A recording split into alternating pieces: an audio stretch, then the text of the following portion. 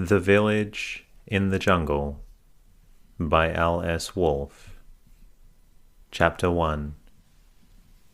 The village was called 𝐵𝐷𝐺𝐺, which means the village in the jungle. It lay in the low country or plains, midway between the sea and the great mountains which seem, far away to the north, to rise like a long wall straight up from the sea of trees. It was in and of the jungle. The air and smell of the jungle lay heavy upon it, the smell of hot air and dust, and of dry and powdered leaves and sticks. Its beginning and its end was in the jungle, which stretched away from it on all sides, unbroken, north and south, and east and west, to the blue line of the hills and to the sea. The jungle surrounded it, overhung it, continually pressed in upon it. It stood at the door of the houses, always ready to press in upon the compounds and open spaces, to break through the mud huts and to choke up the tracks and paths. It was only by yearly clearing with axe and caddy that it could be kept out. It was a living wall around the village, a wall which, if the axe were spared, would creep in and smother and blot out the village itself. There are people who will tell you that they have no fear of the jungle, that they know it as well as the streets of Mahanuwara or their own compounds. Such people are either liars or boasters, or they are fools without understanding, or feeling for things as they really are. I knew such a man once, a hunter and tracker of game, a little man with hunched up shoulders and peering, cunning little eyes, and a small dark face all pinched and lined, for he spent his life crouching, slinking, and peering through the undergrowth and the trees. He was more silent than the leopard, and more cunning than the jackal. He knew the tracks better than the doe who leads the herd. He would boast that he could see a buck downwind before it could scent him, and a leopard through the thick undergrowth before it could see him. Why should I fear the jungle, he would say. I know it better than my own compound. A few trees and bushes and leaves, and some foolish beasts. There is nothing to fear there. One day he took his axe in his hand, and the sandals of the deer hide to wear in thorny places, and he went out to search for the shed horns of deer, which he used to sell to traders from the towns. He never returned to the village again, and months afterwards in thick jungle I found his bones scattered upon the ground, beneath some thorn bushes, gnawed by the wild pig and the jackal, and crushed and broken by elephants. And among his bones lay a bunch of peacock feathers that he had collected and tied together, with a piece of creeper and his beetle case, and the key of his house and the tattered fragments of his red cloth. In the fork of one of the thorn bushes hung his axe, The massive wooden handle had been snapped in two. I do not know how he died, but I know that he had boasted there was no fear in the jungle. And in the end the jungle took him. All jungles are evil, but no jungle is more evil than that which lay about the village of Bedtime. If you climb one of the rare rocks that jut up out of it, you will see the jungle stretched out below you for mile upon mile of all sides. It looks like a great sea, over which the pitiless hot wind perpetually sends waves unbroken, except where the bare rocks rising above it show like dark smudges against the grey-green of the leaves. The trees are stunted and twisted by the drought, by the thin and sandy soil, by the dry wind. They are scarbarous, thorny trees with grey leaves, whitened by the clouds of dust which the wind perpetually sweeps over them. Their trunks are grey with hanging, stringy lichen, and there are enormous cactuses, evil-looking and obscene, with their great fleshy green slabs which put out immense needle-like spines. More evil-looking still are the great leafless trees, which look like a tangle of gigantic spiders' legs, smooth, bright, green, jointed together, from which, when they are broken, oozes out a milky fluid. And between the trees are the bushes, which often knit the whole jungle together into an impenetrable tangle of thorns. On the ground beneath the trees it is very still and very hot, for the sterile earth is covered with this thorny, matted undergrowth, through which the wind cannot force its way. The sound of the great wind rushing over the treetops makes the silence below seem more heavy. The air is heavy with the heat beating up from the earth, and with the smell of dead leaves. All the bushes and trees seem to be perpetually dying for 10 months of the year, the leaves withering and the twigs and branches decaying and dropping off, to be powdered over the ground among the coarse withered grass and the dead and blackened shrubs.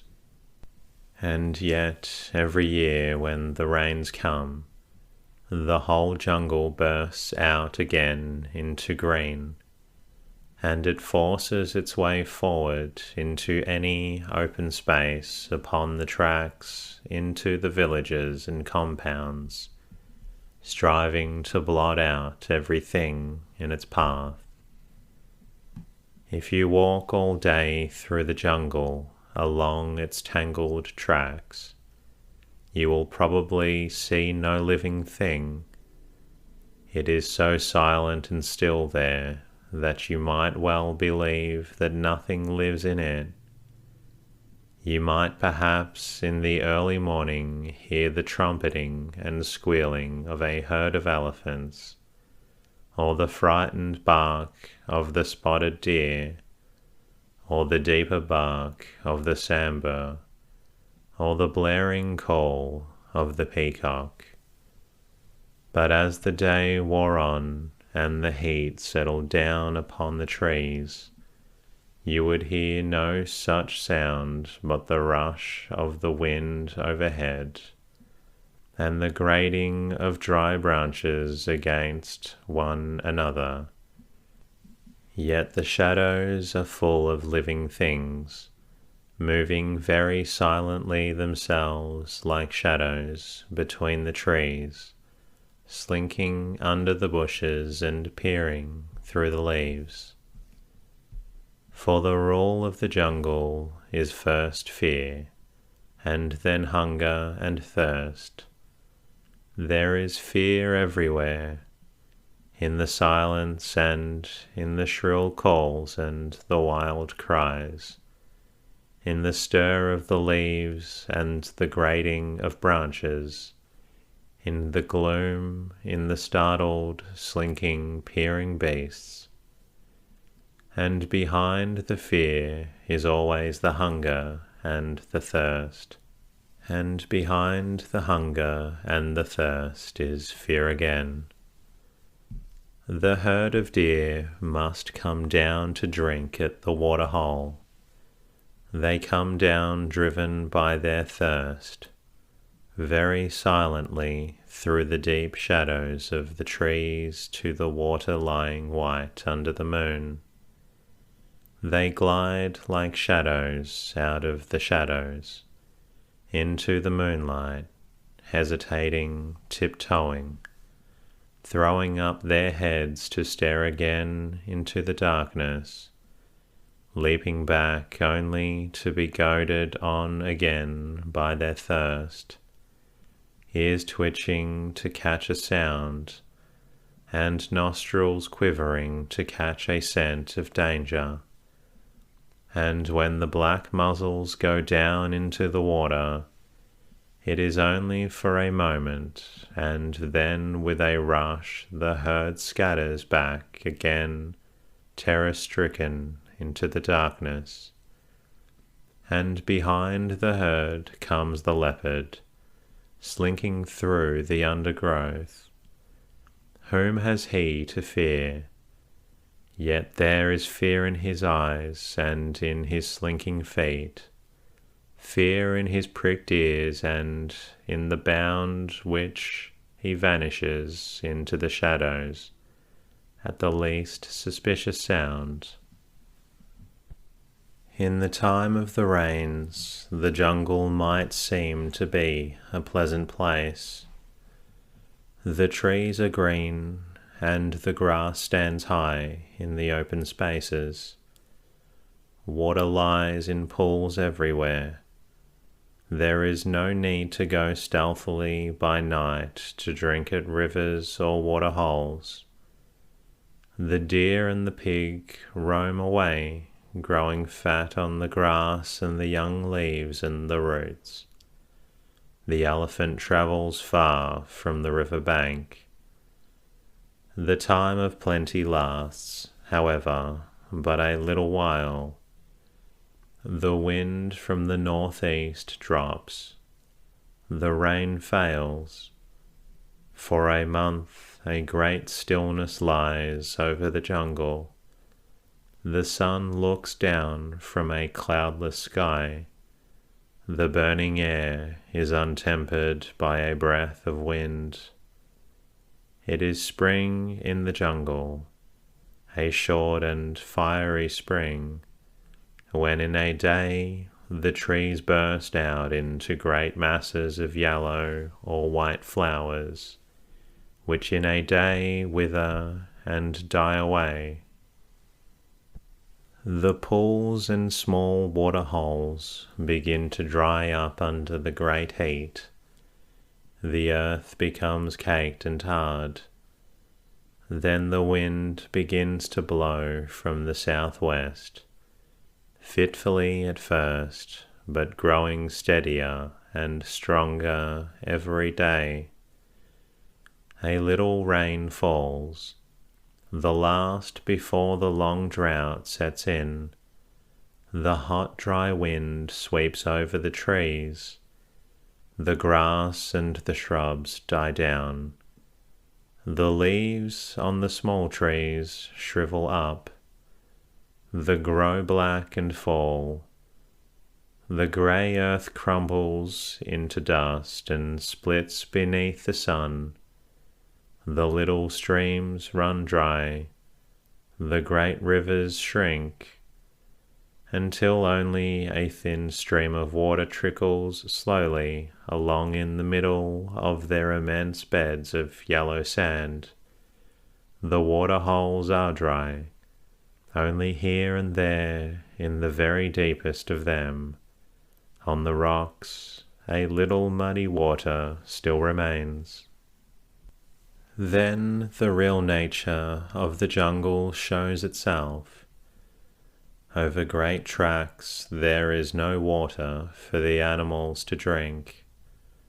Only the elephants remember the great rivers which lie far away, and whose banks they left when the rains came.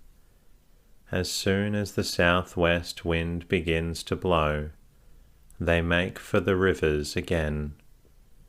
But the deer and the pig have forgotten the rivers. In the water holes, the water has sunk too low for them to reach it on the slippery rocks. For days and nights they wander round and round the holes, stretching down their heads to the water, which they cannot touch.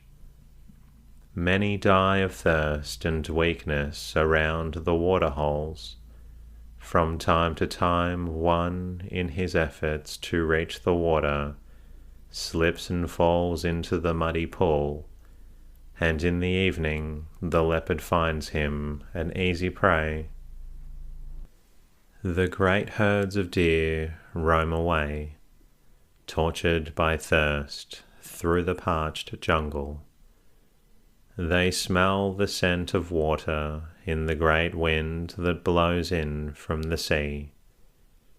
Day after day they wander away from the rivers into the wind, south towards the sea, stopping from time to time to raise their heads and snuff in the scent of water, which draws them on. Again, many die of thirst and weakness on the way, and the jackals follow the herds and pull down in the open the fawns that their mothers are too weak to protect. And the herds wander on until at last they stand upon the barren, waterless shore of the sea. Such is the jungle which lay about the village of Bedtime. The village consisted of 10 scattered houses, mean huts made of mud plastered upon rough jungle sticks. Only one of the huts had a roof of tiles, that of the village headman Babahemi. The others were covered with a thatch of kajans, the dried leaves of the coconut palm. Below the huts to the east of the village lay the tank, a large shallow depression in the jungle. Where the depression was deepest, the villagers had raised a long, narrow bund or mound of earth, so that where the rain fell, the tank served as a large pond in which to store the water. Below the bund lay the stretch of rice fields, about 30 acres, which the villagers cultivated. If the tank filled with water, by cutting a hole in the bund, through which the water from the tank ran into the fields, the jungle rose high and dense around the fields and the tank. It stretched away unbroken, covering all the country except the fields, the tank and the little piece of ground upon which the houses and compounds stood. The villages all belonged to the Goya caste, which is the caste of cultivators. If you had asked them what their occupation was, they would have replied the cultivation of rice. But in reality, they only cultivated rice about once in 10 years. Rice requires water in plenty. it must stand in water for weeks before it grows ripe for the reaping. It could only be cultivated if the village tank filled with water, and much rain had to fall before the tank was filled. If the rains from the northeast in November were good, and the people could borrow seed, then the rice fields in January and February were green, and the year brought the village health and strength, for rice gives strength as does no other food. But this happened very rarely. Usually, the village lived entirely by cultivating 𝐶𝐨𝐬. In August, every man took a caddy and went out into the jungle and cut down some undergrowth, over an acre or two.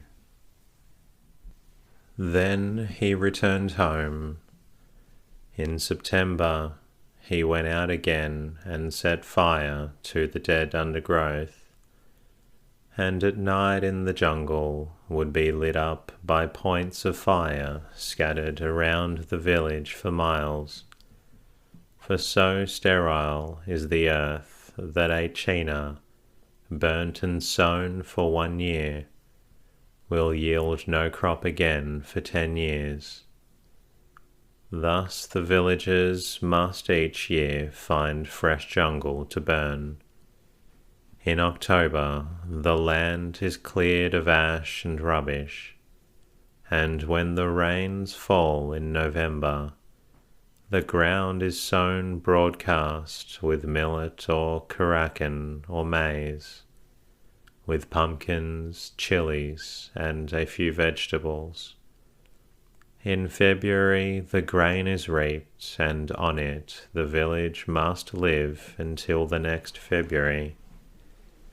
No man will ever do any other work, nor will he leave the village in search of work. But even in a good year, the grain from the 𝐶𝐨𝐬s was scarcely sufficient for the villagers. And just as in the jungle fear and hunger forever crouch, slink and peer with every beast, so hunger and the fear of hunger always lay upon the village. The spirit of the jungle is in the jungle, and in the people who live in it. They are simple, sullen, silent men. In their faces you can see plainly the fear and hardship of their lives. They are very near to the animals which live in the jungle around them. They look at you with the melancholy and patient stupidity of the buffalo in their eyes, or the cunning of the jackal. And there is in them the blind anger of the jungle, the ferocity of the leopard, and the sudden fury of the bear. In Bedtime there lived a man called 𝐶𝐨𝐬 with his wife 𝐥𝐢𝐤𝐞. They formed one of the 10 families which made up the village, and all the families were connected more or less closely by marriage. 𝐶𝐨𝐬 was a cousin of the wife of 𝐥𝐢𝐤𝐞, the head man who lived in the adjoining compound.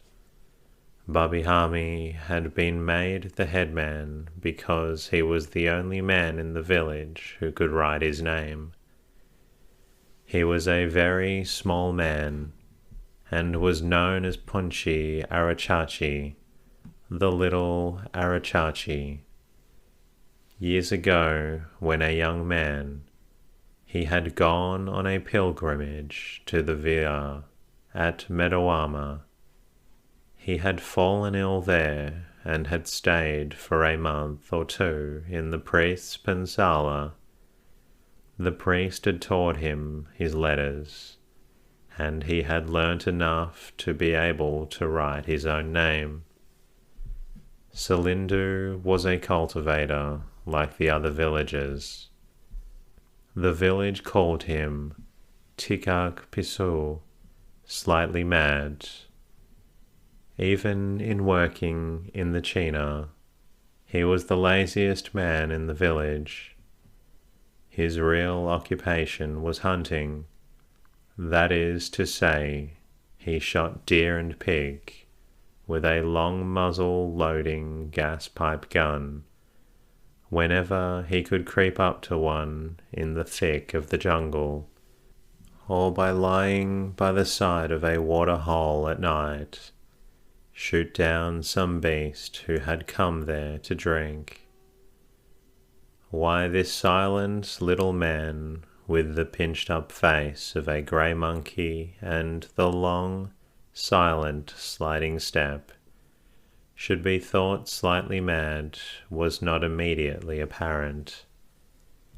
He seemed only at first sight a little more taciturn and inert than the other villagers. But the village had its reasons. 𝐸 slept with his eyes open, like some animals, and very often he would moan, whine, and twitch in his sleep like a dog. He would sleep as lightly as a deer, and would start up from the heaviest sleep in an instant, fully awake. When not in the jungle, he squatted all day long in the shadow of his hut, staring before him, and no one could tell whether he was asleep or awake. Often you would have to shout at him and touch him before he would attend to what you had to say. But the strangest thing about him was this, that although he knew the jungle better than any man in the whole district, and although he was always wandering through it, his fear of it was very great.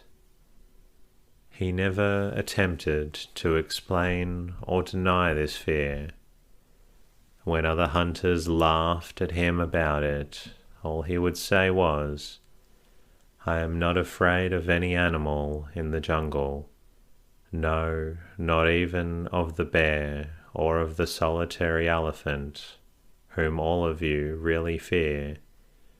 But I am afraid of the jungle."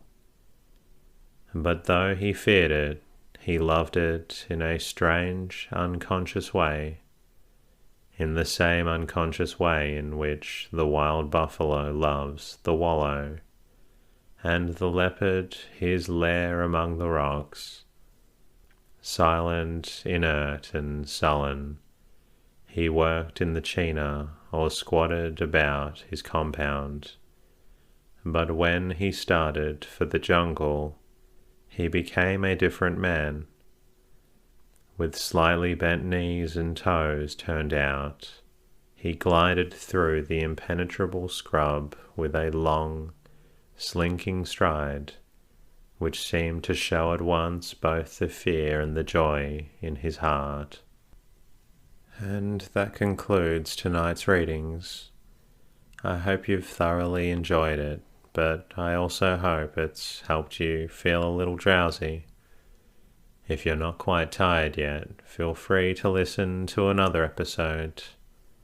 I look forward to bringing you another episode very soon, and in the meantime, good night.